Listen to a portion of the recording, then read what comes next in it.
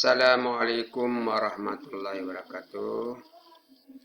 Selamat pagi adik-adik mahasiswa yang saya banggakan.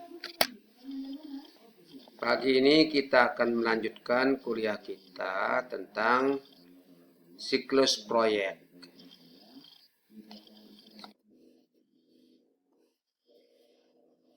Yang dimaksud dengan siklus proyek adalah serangkaian kegiatan yang dilaksanakan secara sistematis dari awal sampai dengan akhir kegiatan.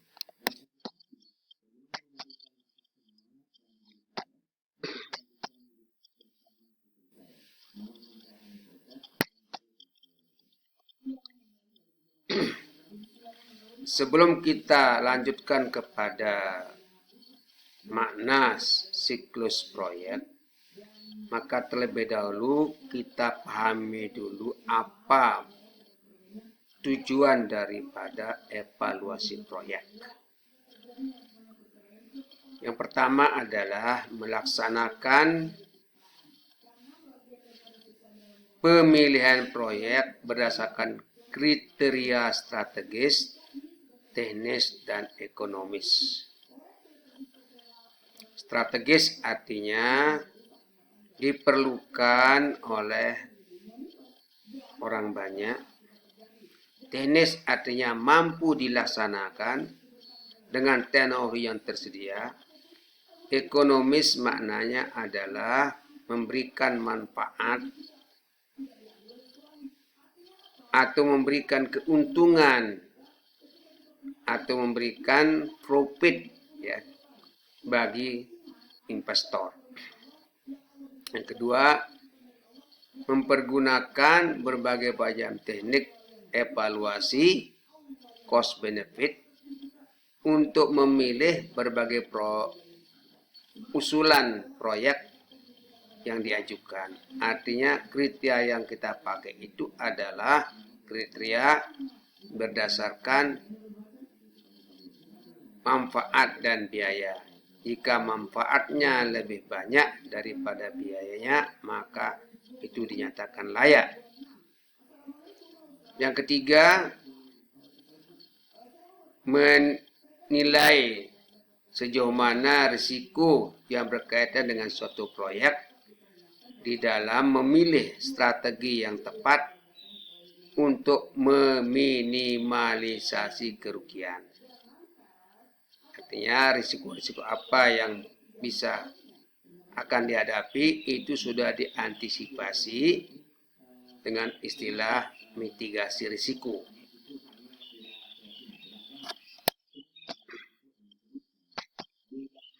Keempat adalah menentukan prioritas investasi.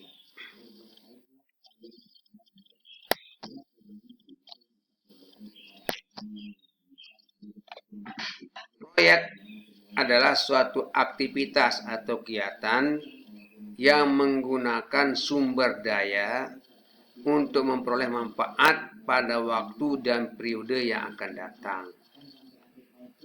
Jadi proyek itu adalah pemanfaatan sumber daya yang terdiri dari sumber daya manusia, sumber daya alam, sumber daya buatan, dan sumber daya lainnya yang turut serta dalam suatu kegiatan proyek. Nah, setelah kita pahami apa itu proyek dan apa itu tujuan daripada proyek, maka kita lanjut kepada siklus proyek. Siklus proyek ini adalah suatu rangkaian kegiatan dari awal sampai dengan akhir pelaksanaan proyek. Ada 6 siklus yang mesti dilalui oleh satu proyek. Pertama adalah identifikasi gagasan. Kedua, formulasi atau persiapan. Yang ketiga adalah feasibility study atau studi kelayakan. Yang keempat adalah penilaian atau appraisal.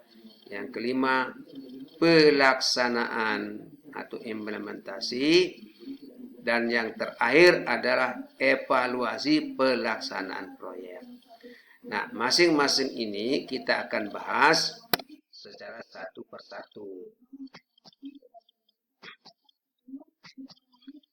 Identifikasi atau gagasan adalah saat penemuan ide atau gagasan dari suatu proyek, di mana gagasan tersebut adalah terkait dengan kebutuhan manusia yang harus dipenuhi dan bersifat mendesak atau menjadi skala prioritas. Pemilihan suatu gagasan proyek oleh pihak pengambil keputusan dipengaruhi oleh intuisi bisnis, pemahaman teknis proyek, dan keyakinan bahwa proyek terpilih akan menghasilkan laba. Jadi ide ini adalah merupakan sesuatu yang boleh dikatakan sulit karena harus menyangkut ide yang orisinil. Artinya benar-benar merupakan gagasan murni dari internal penggagas proyek. Tahapan identifikasi meliputi adalah apakah proyek termasuk sektor yang diprioritaskan. Artinya sangat mendesak untuk dilaksanakan. Yang kedua adalah apakah proyek secara garis besar akan menguntungkan. Yang ketiga adalah apakah ada bantuan atau dukungan dari pemerintah atau perusahaan swasta untuk melaksanakan proyek tersebut. Yang kata lain, ada investor untuk melaksanakan proyek tersebut.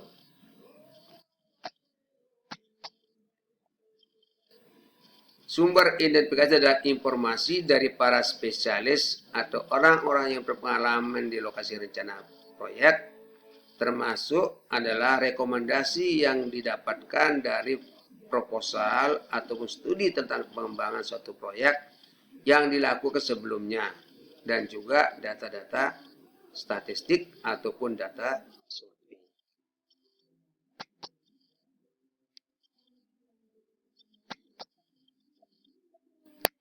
Tahap formulasi meliputi adalah studi kelayakan proyek yang berisikan tentang ringkasan proyek, studi teknis, studi pemasaran, studi manajemen, studi finansial, dan studi sosial ekonomi.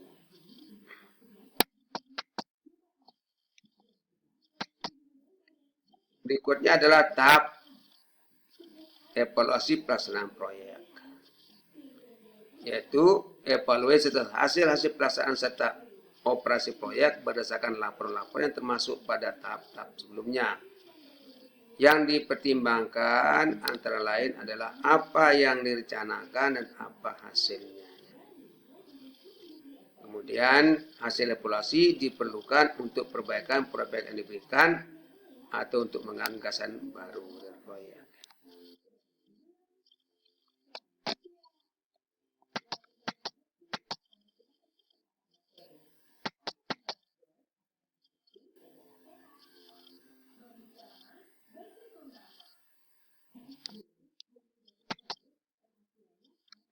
Tahap studi kelayakan adalah tahap studi yang meliputi studi kelayakan finansial dan studi kelayakan ekonomis. Suatu studi dinyatakan layak apabila memenuhi kriteria investasi.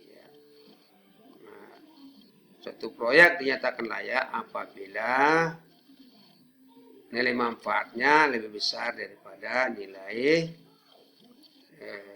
biayanya.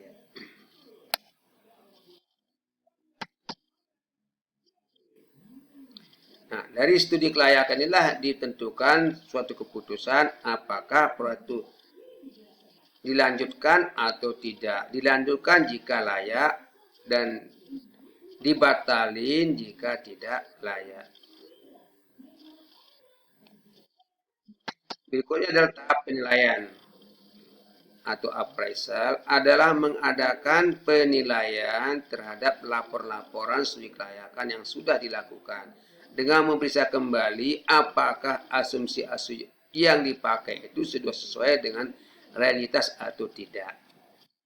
Nah, dari anas pilihan ini lalu dilakukan perbaikan-perbaikan seperlunya. Apakah akan dilanjutkan ataupun akan diaturkan revisi terhadap gagasan-gagasan proyek dan terhadap hasil-hasil dari studi kelayakan tersebut. Tujuan pilihan adalah untuk memilih yang terbaik di antara berbagai alternatif proyek.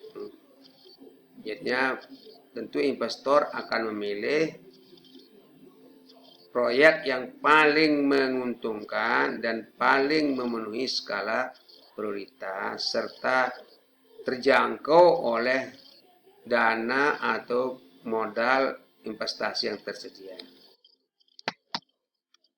Tahap pelaksanaan atau implementasi adalah kegiatan proyek itu dilaksanakan berdasarkan hasil kajian-kajian atau perencanaan yang sudah digagas sebelumnya. Dalam perencanaan, proyek bertanggung jawab dalam pengawasan pelaksanaan pembangunan, terutama prinsip proyek agar sesuai dengan financial design. Artinya bahwa pembiayaan yang disediakan itu tidak melampaui jumlah yang sudah ditentukan. Dengan kata lain, dalam pelaksanaannya harus mempertimbangkan aspek efisiensi dan mencegah aspek pemborosan.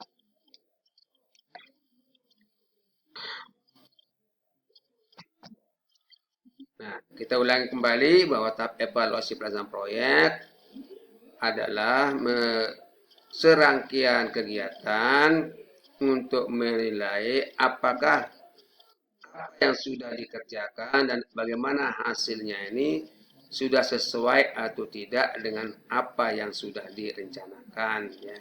Manfaatnya adalah untuk menentukan apakah proyek ini benar-benar sudah dilaksanakan sesuai dengan rencana dan benar-benar memberikan hasil atau manfaat sebagaimana yang diharapkan. Demikian adik-adik ya kuliah kita pagi hari ini ya.